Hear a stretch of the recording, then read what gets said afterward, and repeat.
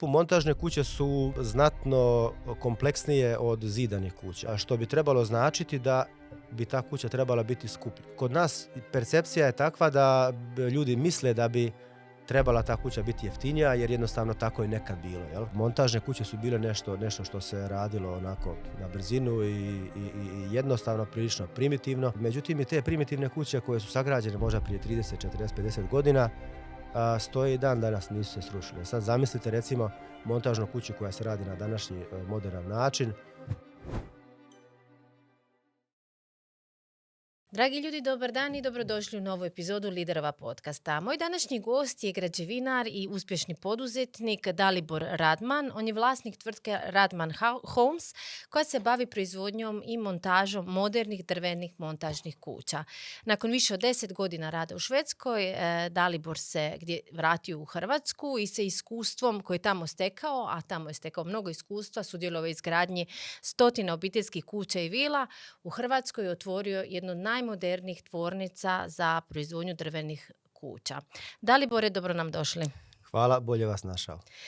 Dalibore, evo pričali ste da je vaš taj početak Švedska-Hrvatska zapravo trilogija bila. Dakle, u 3 navrata ste bili, odnosno kroz 3 nekako uloge ste bili u Švedskoj i u Hrvatskoj. Dakle, tamo ste prvo bili kao izbjeglica, pa ste se vratili u Hrvatsku, pa onda tamo kao građevinar odlazite, pa se vraćate tu kao poduzetnik. Kako možete mi malo taj put? Bilo je tu dosta naprijed nazad. Prije svega zahvaljujem se na pozivu. Prvi put sam na podcastu, tako da drago mi je da je to jedan ozbiljan podcast kao što je vaš i imponira mi u takvom društvu gosti da ste i mene pozvali. Pa baš vam hvala na ovome. Uglavnom, ta moja poduzetnička priča, dakle prije svega ja sam poduzetnik, građevinski poduzetnik već 22 godine. Imamo dakle firmu koja je počela kao obiteljska firma poslije rata. Mi smo dakle kako je to sve počelo? Tako što jednostavno poslije rata u Hrvatskoj nije bilo baš puno izbora, nije bilo dovoljno poslova gdje bi čovjek mogao zaraditi plaću kao danas što ima, nego ste morali se boriti i raditi dan noć da bi nešto adekvatno zaradili. Tako je nastala jedna poduzetnička priča, dakle iz potrebe, iz sile, iz želje da nešto napravite. I evo, ostalo je povijest. Jel? Vi ste ovdje gradili građevinski biznis, je li tako? Tako je. I onda ste otišli sa već uspostavljenom firmom u Švedsku. Tako je, da. Je tako, u nekom terenu. To je bilo 2014. je li tako? Znači nakon ovih, već ste tad imali, živjeli tamo, vratili se i tako dalje.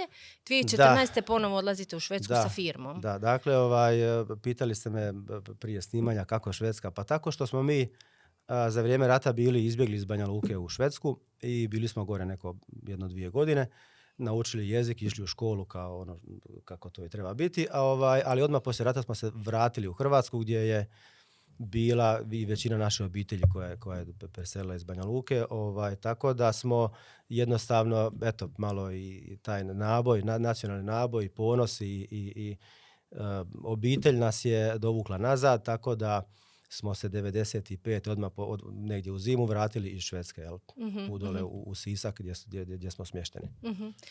A onda je tu tu ste otvorili građevinsku tvrtku, a u Švedsku ste ponovo otišli zato što ovdje je bila nekakva kriza, je li tako, u građevini? Da, dakle, to je bila 2014. Nakon završene škole smo krenuli raditi, i vrlo brzo smo i tu firmu otvorili negdje već 2003. godine, tako da smo krenuli sa uređenjem interijera, dakle za druge velike firme, i razvili smo taj biznis praktički do 2010. smo postali jedna od najvećih firmi u Hrvatskoj za uređenje interijera, tako da smo radili i hotele po cijelom Jadranu i poslovne zgrade po Zagrebu za velike poznate firme. Međutim, onda je došla ta kriza, nažalost, 2008. 2009. 2010. gdje je jednostavno bilo jako teško zaraditi i zamorno. Onda se desilo i to da su radnici naravno u toj krizi počeli odlaziti van i bilo je sve teže za ispunjavati poslove, jer preuzmete posao, ode vam 5 radnika sa gradilišta za Njemačku i bilo je jako teško zaraditi. Onda je došla 2013. Ulazak u Europu i onda smo i mi kao firma krenuli tražiti posla vani i tako smo od 2014. u Švedskoj dobili prvi dobar posao, jer imali smo malo sreće. To ste mi pričali malo prije, ali jako mi je to zanimljivo, pa ako možete i podijeliti našim gledateljima. Pa da, u tim našim nastojanjima da nađemo posao, nešto malo smo radili u Austriji, par gradilišta u Njemačkoj i onda smo na kraju ipak odlučili relativno daleko otići do Švedske, a to baš i nije u običaju naših firmi. Ovdje svi su nekako naslonjeni na tu Austriju i Njemačku. Međutim, mi smo zbog poznavanja jezika i nekih kontakata koje smo gore imali, ipak otišli do Švedske. I nakon puno upornosti, puno sastanaka, puno moljakanja, slanja mailova smo dobili posao koji se kasnije pokazao da je u stvari bila velika sreća. Jel? To je bila upravna zgrada IKEA u Malmeu. Šveđani tu IKEA vide kao religiju. Da. I to je kasnije bio, oni to kažu, catch-up efekt, nakon toga je bilo posla u izobilju. Uglavnom, kako smo dobili taj posao? Pa tako što smo naravno bili uporni kod jedne velike firme, tražili smo posla, kucali, slali mailove, zvali i na kraju je to došlo do nekog šefa nabave, ta informacija da tamo neka mala firma iz Hrvatske traži posao. I on nas je primio naravno na sastanak, mi, hvala Bogu, imali smo što za reći, pokazati i tako dalje. On je odlučio nam dati posao, pa je došao u Hrvatsku pregledati naša gradilišta. Mi smo u to vrijeme imali dosta dobrih gradilišta i radili smo i ovdje kontinuirano. Baš je bio aktualan Zagreb Tower, ja mislim da se radio i VMD-ove zgrade u Strojarskoj ulici. I on je to sve vidio, naravno utvrdio da smo firma i dao nam je taj prvi posao, upravnu zgradu IKEA. I nakon što smo mi to potpisali ugovor, pita on jesmo li mi Njemci, jer on je bio Njemac, prezivao se German još. Tako da malo je to pomoglo. Ko bi rekao da je Radman iz Banja Luke? Da, ko bi rekao da je Radman iz Banja Luke. Tako da, evo, malo sreće i evo, ostalo je povijest. Ja. I montažne kuće, kad se desila ta ljubav? To se desilo onda tamo u Švedskoj, pretpostavljam. Pa da, mi smo u principu u Švedskoj počeli raditi posao koji znamo, koji smo radili ovdje, a to je uređenje interijera. Principi su slični, isti, i ovdje i kod nas, male su sitne neke razlike, međutim, oni imaju dosta razvijeno to tržište montažnih kuća, dosta razvijeno tržište montažnih kuća, tako da u principu kod njih je to ista struka, ista struka radi, to su montažni elementi jedno i drugo. Tako da smo vrlo brzo došli praktički u priliku da gradimo te montažne kuće za njihove firme i nakon toga nam se ponudila prilika da radimo kao glavni izvođač na tim montažnim kućama. I mi smo naravno to savladali, naučili, napravili. I tako, napravili smo negdje tamo u periodu od 2016. pa do 2023. 200-tinjak obiteljskih kuća kao glavni izvođač.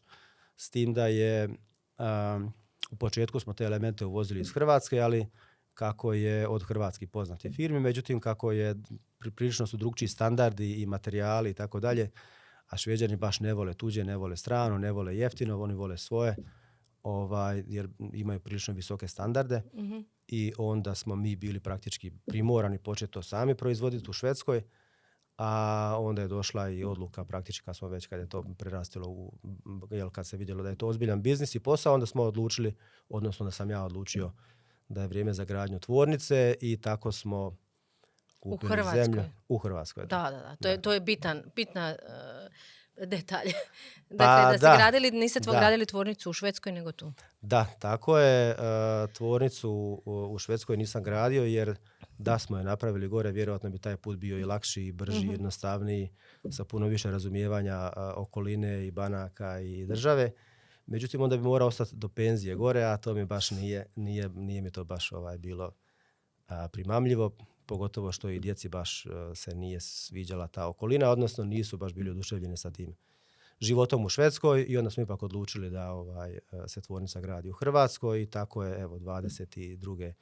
kupljena zemlja u Donjoj Bistri, kukuruzište, mm-hmm. i tamo smo praktički za 1.5 godina digli zgradu nabavili strojeve, kupili strojeve i tvornica je evo uskoro pred otvorenje.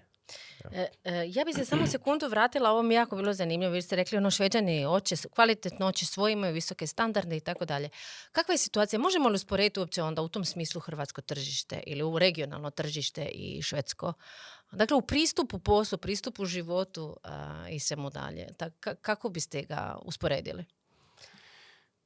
Pa posao i privatni život je naravno jedno i drugo je jako različito od Švedska i Hrvatska. Međutim, u Hrvatskoj ja bih rekao ljepše je živjeti, a u Švedskoj je bolje raditi. Tako da ta nekakva kombinacija, ja ću se potruditi zadržati taj kurs da proizvodimo u Hrvatskoj, naravno i za hrvatsko tržište, ali da zadržimo i tržište Švedske, da nastavimo prodavati kuće i graditi kuće i u Švedskoj, jer gore je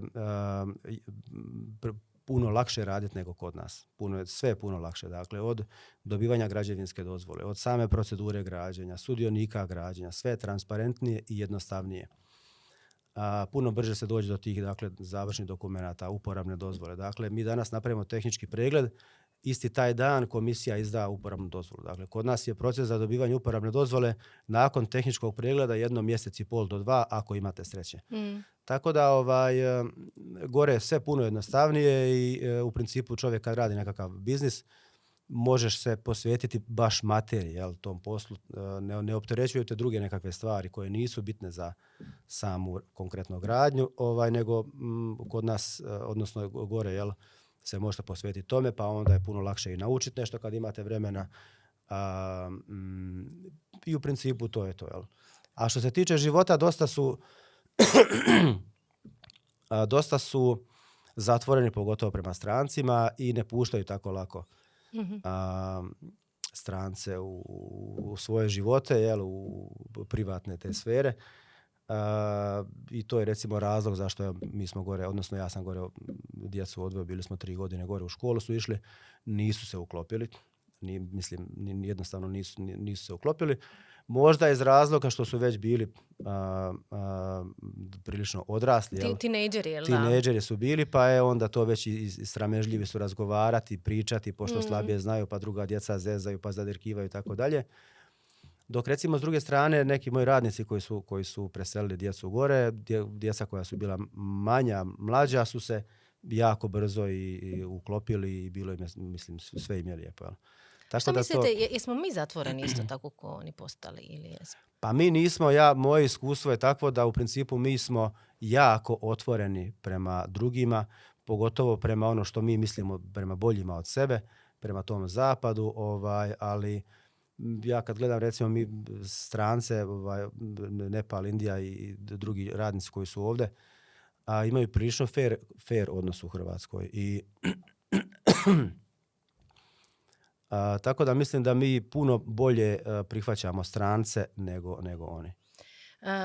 Razlika u samoj gradnji me zanima, kuća u Švedskoj tu. Zapravo, našla sam, već ste i sami u uvodu rekli da rijetko dajete intervju, ali sam uspjela naći jedan mali videoklip sa nekakve panela ili nešto gdje ste bili baš pričali da u Švedskoj kuća dolazi sa ovim kako se zove, uputstvom za upotrebu. Je li to konkretno za montažne kuće samo ili kako? Znamo li mi uopće se služiti našim kućama, pogotovo montažnim? Pa u principu montažne kuće su u svemu bolje od zidanih kuća ili ne daj Bože betonskih kuća, ali one su kompleksnije i sadržu sebi puno više vrijednijih i boljih materijala nego zidane kuće. I samim time treba znati se ponašati, treba znati postupati i u principu ne smije se po toj kući se ne smije otvarati, bušiti i tako dalje bez nekog stručnog nadzora. Jer vi recimo ako probijete parnu branu u nekom zidu dok stavljate sliku na zid, to nije dobro. Ulazi vlaga u zid i jednostavno to nije dobro. Dok recimo kod zidane kuće ne može se ništa desiti, vi uzmete veliku bušilicu, probijete nekakav zid, ugradite prozor, vrata i tako dalje. To dakle kod montažne kuća nije slučaj i zato je upravo mi napravimo taj nekakav meni, odnosno fascikl sa garancijama od aparata, od uređaja, opisom, dakle, ako je drvena fasada, kako se ona tretira i u ostalim uputstvima, dakle, što ne dirati bez konzultacija sa nekim ko to zna, odnosno najbolje stručne firme. Jel? Tako da, dobije se meni, isto kao televizor kad kupite i... Da. Rekli ste na početku da su one bolje od zidani, ne daj Bože betonskih za vas. Međutim, da li to misle još uvijek Hrvati? Zapravo, kod nas je još uvijek taj neki mindset da je najbolje uložiti u nekretninu. Nekretnine su najbolje ulaganje, to će ti uvijek držati vrijednost, držati cijenu. Ove montažne kuće možda se ne mogu tako dobro prodati, pašće im cijena s vremenom, ili ne znam, neću moći dobiti uporabnu dozvolu, neću moći dobiti kredit za to, izgraditi i tako dalje. Dakle, to su nekakvi problemi, pretpostavljeni predrasude. U stvari, jesu li to realni problemi ili predrasude prema montažnim kućama? Pa to ja bih rekao da su i jedno i drugo. To su i realni problemi i predrasude. I vi imate, mislim, ta struka i taj način gradnje kod nas je u povojima. Dakle, on tek dolazi kod nas. Nažalost, u školama se ne uči dovoljno o tome, tako da vi na tržištu danas, ako uzmete 5 firmi, sa 5 firmi razgovarate, svako će ispričati nešto drugačije. Dok to recimo u Švedskoj nije tako. Svi rade kuće na identičan način, po pitanju tehnologije govorim, slojeva i materijala koji su u zidovima, dok kod nas svako ima neku svoju filozofiju, što je u principu pokazatelj jednog najobičnijeg neznanja. Dakle, trajnost montažnih kuća danas prema Eurokodu se projektira trajnost na 50 plus godina i to je puno važnija tema od garancija. Dakle, garancije na kuće su zakonske, to je dakle 10 godina na konstrukciju i na ovih 5 bitnih elemenata, a na obrtničke radove uvijek 2 godine ili ako se dogovori sa ljudima i više, može se i više dati. Međutim, puno važnija tema od garancije je naravno trajnost kuće. Mi danas znamo da se može da te kuće, one dakle ne postoji rok trajanja. Ako napravite kako treba, ako napravite po normama, po propisima i po Eurokodu, dakle te kuće nemaju trajnosti. Znači u Švedskoj vam je, cijeli su gradovi napravljeni, sagrađeni od drvenih kuća, na kraju krajeva imate to i kod nas. I u Hrvatskoj imate posavske kuće, imate bezbroj kuća drvenih koji su sagrađene možda prije 200-300 godina i stoje i dan danas. Samo se nisu zvali montažne. Nisu zvali montažne. Tako da kad malo i kod nas pričamo o tradicionalnim kućama, ja bih rekao da se pogrešno to percipira da su zidane kuće tradicionalne kuće. Ja vjerujem da nisu, mislim, tradicionalne kuće su drvene kuće. Jel? Od pamtivika se živjelo u drvenim kućama i tako. Tako da mi se sad jednostavno vraćamo izvornom načinu građenja i življenja, što je u principu dobro jer drvo je zdravo, puno zdravije od cigle, puno zdravije pogotovo od betona. I ono što je vrlo važno, dobro je za okoliš. Što je a ima li ona priča isto da je bolje, možda da nije dobro takve drvene u Dalmaciji, da je to više za kontinentalni dio? S obzirom na švedsku klimu, kad se to tako, kao je, oni imaju takve jer to je druga klima nego kod nas. Ovako, dakle, mi evo baš sad gradimo jednu kuću u Cavtatu ispod aerodroma uz more. Postoje temeljni zahtjevi, odnosno postoje zahtjevi, u statici imate zahtjeve, imate snijeg, imate vjetar i imate potrese. Dakle, bilo koji način gradnje koji izaberemo, jednostavno projektanti izračunaju, dimenzioniraju elemente, da li je to cigla ili drvo, sasvim svejedno, vi morate iste zahtjeve savladati kako sa ciglom, tako i sa montažnom gradnjom. Tako da bitno je dakle imati dobrog projektanta koji zna što radi, koji će uzeti sve lokalne parametre. U Dubrovniku nema snijega, ali ima jakog vjetra, jel? I na kraju krajeva potres. Od svih tih sila koje djeluju inače na objekte, potres je najjači i najzastupljeniji bar u Hrvatskoj. A montažne kuće su posebno povoljne u slučaju potresa jer su lagane. Jer su lagane i jednostavno ne preuzimaju tako veliku silu na sebe od tog potresa i imamo situaciju da masa ljudi koji žive u montažnim kućama za vrijeme ovih potresa koji su bili kod nas nisu ni osjetili potres. Ne da nije bilo pukotina na kućama ili tako dalje, nego mnogi nisu osjetili potres. Tako da montažne kuće i trajnost montažnih kuća, ako napravite dakle tehnološki kako se spada, kako treba, kako norme nalažu i propisi, onda te kuće dakle nemaju ograničen rok trajanja, nego postaju dakle kuće sa neograničenim rokom trajanja i naravno da je opet bitno s vremena na vrijeme pogledati, ako negdje nešto curi, zakrpati, I u principu to je to. Cijena? Recimo isto se sad dosta se... Ja sam baš bila u jednu fazu imala kao kupit ću još prije nego što su već poludile cijene. Kupit ću zemlju pa možda neka montažna kuća pa ušla u neku grupu na Fejsu baš za montažne kuće. I onda na kraju bi se bilo dosta se raspravljali, još pogotovo sad, kao kako su cijena zidane i montažne tu negdje, da je prije bilo montažna povoljnija. Je li to isto istina? Ili zapravo kako uopće, mislim, vjerojatno i cijena je ono i te priključci temelji, zapravo to je nešto što je isto, je li tako, jednom i drugom, a kako bi se to usporedilo? Pa što se tiče cijene, to je onako dosta sklizak teren i dosta škakljiva tema. U principu montažne kuće su znatno kompleksnije od zidanih kuća. I ako radimo ispravno, ako radimo na pravi način, onda one u sebi sadržavaju puno više skupih i tehnološki naprednih materijala. Što bi trebalo značiti da bi ta kuća trebala biti skuplja. I u principu kada bi radili neku poštenu, fair analizu cijene između zidane kuće i montažne kuće, montažna kuća bi trebala biti znatno skuplja od zidane kuće. Međutim, kod nas percepcija je takva da ljudi misle da bi trebala ta kuća biti jeftinija, jer jednostavno tako je nekad bilo, jel? Mm-hmm. Montažne kuće su bile nešto što se radilo onako na brzinu i jednostavno, prilično primitivno.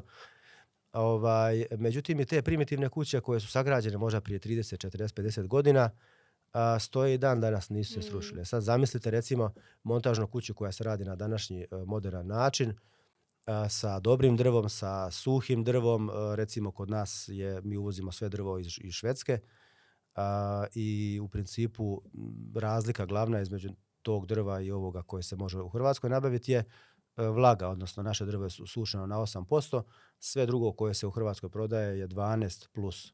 Mm-hmm. To je isto jako važan ajmo reći selling point naših kuća i tako da cijena ne bi trebala biti manja od zidane kuće. Evo. Jel vi živite u montažnoj? Nažalost ne. Zašto? Pa da, to je možda malo nezgodno za priznati, ali želja mi je naravno živjeti u montažnoj kući, pogotovo što imam veliku obitelj, imam 4 djece, supruga, znači nas je 6 u stanu. Hvala Bogu imamo veliki stan, pa nije baš da nam je tjesno. A niti je čeljad bijesna. Tako je, niti je čeljad bijesna. Tako da glavni razlog za to što ne živim u montažnoj kući je to što je u Zagrebu nemoguće naći poštenu parcelu za poštenu cijenu. A opet razlog tome je što naravno cijene su uštimane prema maksimalnoj iskoristivosti zemlje, tako da ne znam, evo ima par placeva koji se meni sviđaju u zapadnom dijelu grada. Međutim, kad vi razgovarate s tim vlasnicima zemlje i kad kažete da, ali ja ne želim graditi zgradu, ja ću graditi kuću, pa onda ja neću graditi 800 kvadrata, 1000 kvadrata, ja ću graditi, ne znam, 200 kvadrata kuću. A veli, to je vaš problem, ali tu se može napraviti 800 kvadrata BRP ili tako. I uglavnom, sve je uštimano, nažalost, prema tim zgradama, prema maksimalnoj iskoristivosti. I to je glavni razlog, dakle, zašto ja ne živim u montažnoj kući. Iako smatram da je to problem, to nije samo moj problem, mnogi bi htjeli živjeti u montažnim kućama, odnosno ne u montažnim kućama, nego u kući, bilo kako, kući, da. I na pristojnom mjestu, ali nažalost danas je zakon takav i prostorni planovi su takvi da u principu vi imate, evo konkretno sad da ne spominjem ulicu dakle ulica u kojoj su vile, bogate vile i kuće koje tu stoje možda 50-100 godina. Usred tih kuća nikne neka zgrada koja sakrije i pogled, ona mislim ne pripada tamo, ali evo nažalost po današnjem GUP-u one se tamo grade, jel?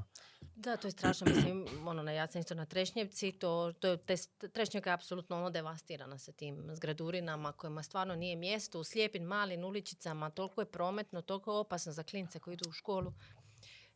I ne znam, ne znam na kome je to zapravo da riješi. Kako su u Švedskoj to riješili? Pa u Švedskoj se to u principu rješava na način da država planira širenje zona, jel? Velika je potreba za stanovima i za kućama u cijeloj Europi i to dolazi i kod nas i više je razloga zašto je to tako. a ljudi se sele iz starih stanova iz centra grada gdje je teško živjeti, gdje imate puno turista, ljudi žele malo na periferiju otići, jel? Osim toga, naravno, puno je samaca, sve više je samaca. Ljudi se rastaju, pa oni koji su do jučer živjeli u stanu od 100 kvadrata, danas trebaju stan ili kuću od 60 kvadrata, 50-60 kvadrata.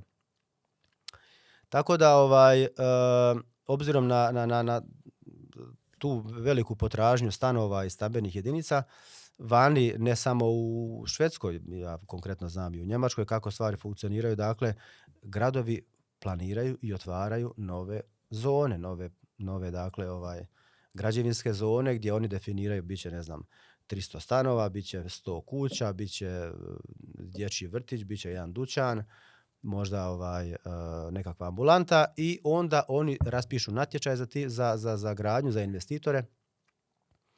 Investitori dođu, dakle, kupe to, investiraju i angažiraju izvođače da to grade i u principu onda kupci mogu praktički se javiti unaprijed, mogu birati, da, ali stan. Najčešće se to radi na način da, recimo, ljudi se prijave već u svoju općinu, prijave interes za kupnju parcele na nekom određenom području, stave se na neki popis, jel? U Švedskoj vam sve funkcionira na nekim popisima i red čekanja. Tako da i ovo isto, znači iskažete interes, oni vas zapišu i onda kada dođe vrijeme na tom području da se prodaje nekakav plac, daju prednost vama. Uh-huh. I država relativno povoljno takvim ljudima, lokalcima, prodaje te parcele. Dakle, vi, recimo, takvu parcelu ne možete kupiti kao outsider. Uh-huh. Recimo, ja ne mogu kupiti, doći sad tamo vidim neki projekt se gradi, puno kuća, sad ja bih kupio kuću, ne možete kupiti kuću. Uh-huh. Možete kupiti kuću od onoga ko je dobio pravo kupnje zemlje i ko je izgradio, odnosno naručio, kupio kuću. Od njega možete kupiti kuću kasnije kad bude prodaja i mislim da imaju nekakav rok u kojem to ne smiju prodati, a kad istekne taj rok, obzirom da su dobili po povlaštenoj cijeni zemlju, onda kasnije to mogu prodati. Tako da, u principu, rješenje tog nedostatka stanova je apsolutno u državi. Jel? Država mora na neki način voditi računa o tome i dati povoljno ili možda gratis, besplatno dati zemlju, razviti, dakle, ove građevinske zone i dati ili pokloniti ili prodati po povoljnoj cijeni, povlaštenoj zemlju, a onda da sebi ti vlasnici naruče kuću od nas ili od nekog drugog i tako. I iskustvo, dakle, imate i u klasičnoj građevini, montažnoj, znači zaključak je da imate sad budžet i da evo, ja vam dam plac, vi ćete graditi montažnu. Tako? Da. Tvornica. Isto je to neobična u principu stvar što ste se, znači, vratili u Hrvatsku, otvorili tvornicu. Koliko je to bila ozbiljna investicija, riskantna investicija i kako zapravo izgleda ta sama proizvodnja? Otkud se nabavljaju sirovine? Šta su vam tu možda najveći izazovi? Ili neke greške? Čujte, investicija, pogotovo ovako nešto, dakle, mi u Hrvatskoj prije ove tvornice nismo gradili montažne kuće, nego smo to radili vani. Tako da, kad pogledate onako suhoparno, birokratski, mi smo startup. I sad neki startup gradi na kukuruzištu tvornicu kuća vrijednosti 5 milijuna eura, jel? Tako da rizik je, naravno, rizik je, mislim, sve u životu rizik, pa tako i ovo. Međutim, ja nisam dvojio oko toga. Čovjek mora vjerovati u sebe, mora vjerovati u neko svoje znanje i jednostavno morate gurati naprijed. Što se tiče same tvornice, dakle, ona je tehnološki napredna, dobra je tehnologija unutra, dakle, njemački su strojevi i kapaciteti su 200 kuća godišnje se može na tim strojevima napraviti u punom nekakvom pogonu, ajmo reći malo jače od jedne smjene. Tako da mi smo već krenuli u prodaju, dakle, kuća i kada ćemo mi napuniti tu tvornicu sa tim kapacitetima, to je vjerovatno na dugom štapu, ali jer osim same tvornice i strojeva, najveći izazov je skupiti, dakle, ljude koje treba obučiti, naučiti, platiti školovanje da bi onda radili i na strojevima i općenito na kućama. Tako da će to biti, ja bih rekao, najveći izazov, rast. Mm-hmm. Ljudstvo stručni kadar. To je kod nas recimo u Hrvatskoj dosta turbulentno jer mi inače nemamo dovoljno radnika, vidimo da uvozimo radnike sa svih strana.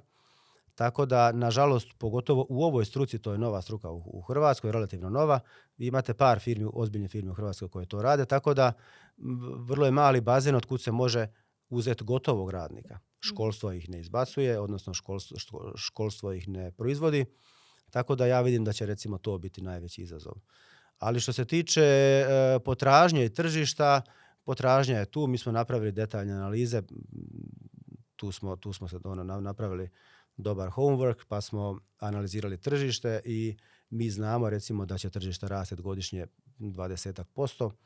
Već danas je u Hrvatskoj, dakle, sve hrvatske firme što postoji ne može zadovoljiti hrvatske potrebe i potražnju, tako da je značajan je taj uvoz montažnih kuća iz Bosne, iz Srbije, pa i iz Slovenije. Tako da konkurencija je tu. Pardon, dizajn, evo to sam, baš sam vidjela, kod Slovenaca se obično uzimaju, odnosno uvoze, baš što sam vidjela one jel da, kako se zove to, za dizajn tih kuća. A-frame kuća. A-frame kuće, da. Recimo, oni su tu jaki, to je više nekako taj alpski način. Pa da, Slovenci su da, dosta napredniji od nas u tehnologiji, u znanju i u načinu rada, promišljanju i tako dalje. Konkretno te A-frame kuće su planinske kuće koje su jednostavno potražnja je eksplodirala. Iako to nije hrvatski tradicionalni, nekakav planinski način gradnje. Tako da one lijepo izgledaju, ali mislim da pomalo već općine po Gorskom kotaru zabranjuju gradnju tih A-frame kuća. Pa zato što nisu hrvatsko nasljeđe, jednostavno zato. Aha. To je simpatično i lijepo za vidjeti, ali nije to, dakle, hrvatski način gradnje. Postoje razne planinske kuće i kolibe i tako dalje. Međutim, taj A-frame je lijep na oko, ali evo iz nekog razloga, dakle, on jednostavno smanjuje se gradnja takvih kuća. Što se tiče dizajna slovenskog, pitali ste, oni imaju, naravno kao i svi drugi, dizajn je stvar arhitekte. Moderne kuće zna se kako izgledaju, ravan nekakav krov, velike staklene površine, tako da to se može bilo gdje postići. Dakle, mi imamo kataloške kuće koje su samo template nekakav. Naravno da uvijek možete kupiti katalošku kuću, ali možemo tu kuću mi i modificirati prema vašim željama, tako da arhitektura se može bilo kakva sagraditi, napraviti. Kažem, to je stvar investitora, arhitekta i nema tu neki prepreka. Mi isto znamo. Nisu tako tipske kod vas, jel da, ko što su ovo? Pa mi imamo tipske kuće, dakle, ali tipska kuća ne znači puno za kupca. Dakle, niti je ona jeftinija, niti će oni brže dobiti neku tipsku kuću u usporedbi sa netipskom kućom. Tu nema neke bitne razlike jer sve se kuće moraju projektirati iz početka. Dakle, taj naš template služi više kao idejno rješenje. Dakle, samo taj korak smo možda preskočili u razvoju ideje, što nekad zna potrajati, jel, ako neko ne zna kakvu kuću želi ili možda zna kakvu kuću želi, ali je kupio parcelu na koju takva kuća ne može stati, onda je to vrlo često zna biti muka doći do nekog rješenja koje će njima biti zadovoljavajuće. Tako da kataloške kuće, odnosno tipske kuće, su samo template. Jel? Mi isto znamo, mislim ne samo mi, drugi znaju napraviti moderne kuće i lijepe kuće i sa ravnim krovom i sa kosim krovom, tako da je to stvar naručitelja. Da. Dobro, daj Bože, ovo što ste rekli da se brane malo više A-frame po Gorskom, daj Bože da neko i po Dalmaciji krene braniti gradnju onih apartmanskih onih naselja koji su isto onako netipični isto za Dalmaciju, ali dobro, to je drugi par problema. Moje zadnje pitanje, možda najteže, je što biste rekli, što biste poručili mladima koji možda razmišljaju o povratku u Hrvatsku ili odlasku iz Hrvatske? Povratak, odlazak, da, to je nije uvijek nužno vezano uz ekonomiju, uz financije. Taj odlazak je stvar možda i nekakve znatiželje i ja bih rekao da je to dobro. Dobro je da ljudi malo odu vani, nauče neke stvari, vide malo drugčiji način života, jer onda definitivno mogu više i bolje cijeniti ono što imamo ovdje. Jel? Mi nismo svi isti, cijela Europa ima nekakve svoje karakteristike i različitosti od Grčke pa do Švedske, dakle ne možemo svi imati istu rang ljestvicu koju moramo zadovoljiti u svim područjima. Tako da dobro je malo otići vani jer tek onda ljudi mogu vidjeti da se u stvari kod nas dobro živi i mnogi se već i vraćaju. Jel? Ja nisam klasični povratnik jer nisam nikada pravo ni otišao iz Hrvatske jer mi smo kontinuirano radili i u Hrvatskoj i u Švedskoj. To je za nas bilo samo most za premostiti jedno krizno razdoblje. Međutim, ja bi podržao svaki povratak, jer svaki povratnik donese sa sobom prvo i nešto novaca, jel tako? Ali donese i neko znanje. Donese neku disciplinu koju je naučio vani, donese neke kontakte, donese neku tehnologiju. Tako da ja bih rekao da nas to oplemenjuje i drago mi je da se vlada bavi sa tim povratkovim povratnicima i mislim da će da nam je to onako, ja bar vidim, da nam je to možda jedan od velikih, da nam je to jedna velika nada, jel? Pogotovo što je vani sada prilično velika kriza i u Njemačkoj, i u Švedskoj, i u drugim državama, dakle ljudi dobijaju otkaze, postoji ta jedna velika nesigurnost, a znate kad ste vani, prvi, ja mislim, stradaju upravo, prvi bez posla ostaju stranci naravno. Da. Tako da, evo, ja bi poručio svima i nadam se da će se što više ljudi vratiti, jer imate tu još jedan segment, a to je dakle kuće. Ljudi, svi koji su otišli odavde, većina ljudi ima nekakvu imovinu, nekakve kuće, stanove i tako dalje, dok vani plaćaju podstanarstvo, i to za velike novce. Tako da taj stambeno pitanje je veliki, kako bi rekao, veliki faktor u budžetu svake obitelji, svakog kućanstva. Tako da oni koji imaju kuće, ja mislim da definitivno nemaju šta tražiti vani. U Hrvatskoj se pristojno živi, može se lijepo zaraditi. I u principu ako ljudi dolaze izvana, što vidimo da dolaze izvana, dakle ne dolaze nam samo Nepalci i ljudi iz tih dalekih siromašnih država, nego dolaze i ljudi iz evropskih država. I to je vidljivo već na svakom koraku. Tako da smatram da je svugdje je lijepo, ali doma je najljepše. I vama su vrata otvorena za povratnike. Za sve naravno, stručnjake, a i povratnike. Naravno. Gospodin Radman, želim vam svu sreću i hvala vam što ste bili moj gost. Baš je bilo ovako zanimljivo. Hvala. A dragi ljudi, ako vam se svidjela ova epizoda, komentirajte, lajkajte, šerajte, pretplatite se na naš kanal, a mi se vidimo sljedeći ponedjeljak. Hvala i čao.